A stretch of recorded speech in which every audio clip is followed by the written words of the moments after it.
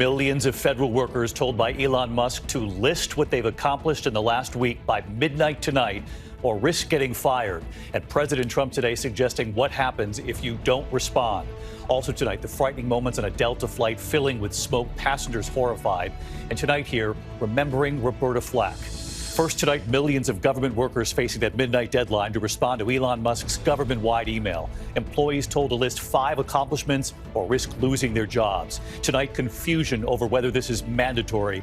But President Trump today suggesting what happens if you do not respond.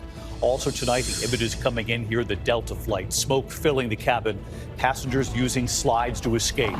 Tonight, the future of Ukraine and the high-stakes meeting at the White House. President Trump side by side with French President Emmanuel Macron. Macron's warning that peace must not mean a surrender of Ukraine. And our Ian panel with President Zelensky. Would you be willing to give up the presidency if it meant peace for Ukraine? Zelensky's answer making news tonight. This evening, the new message of caution from the Vatican on Pope Francis, what they're now saying as cardinals and the faithful gather in St. Peter's Square. Back in the U.S., police say the man opening fire inside a hospital, shooting a doctor, a nurse, a custodian, and then shooting several officers when they arrived. Authorities say killing one of them. Tonight here, word now on a motive. The price of eggs soaring tonight, and now Denny's, the newest restaurant, saying they will charge extra for meals with eggs. A new strain of coronavirus discovered in China. What the CDC is now saying about this tonight. And she was the soundtrack to the 70s. Tonight here, tributes to a legend, Roberta Flack. Killing me softly with this song, killing me softly. Her poetic grace as a singer and flawless style at the piano. From ABC News World Headquarters in New York, this is World News Tonight with David Muir. Good evening. We begin tonight with this midnight deadline. Millions of federal workers have just hours left to answer an email. Elon Musk telling the federal workers to list 5 things you did in the last week at work or risk losing your job. Tonight, confusion over whether this is mandatory, but Elon Musk on X saying failure to do so, quote, will be taken as a resignation. And today, President Trump calling the proposal ingenious, saying if people don't respond, they would be semi-fired or fired. ABC's chief White House correspondent Mary Bruce leading us off. I'll come back to you, okay? I promise. Tonight, growing backlash after Elon Musk gave more than 2 million federal workers until midnight tonight to send an email listing what they'd done in the last week or lose their jobs. In Belton, Missouri, long lines of people waiting to get into a town meeting for Republican Congressman Mark Alford. Elon Musk has contracts with the federal government. But he is also, I think, doing an effective job. Conflict of interest!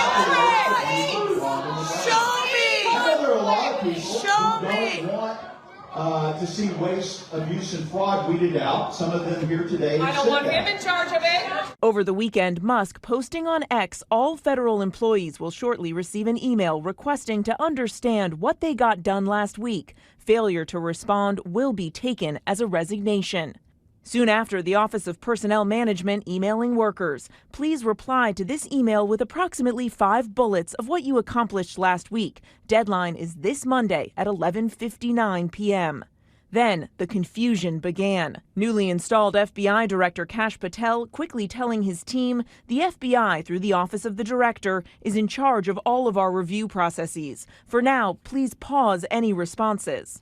At least 3 agencies, including the Justice Department, the State Department, and the Department of Defense, also instructing their employees not to respond to Musk's directive. But other agencies sending the opposite message. The Treasury Department telling its employees you are required to respond before the deadline.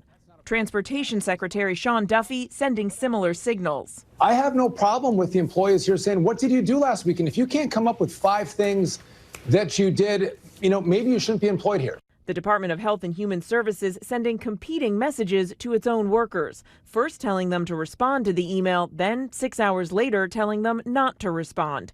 And tonight telling workers they can respond if they want to, but instructing assume what you write will be read by malign foreign actors and tailor your response accordingly.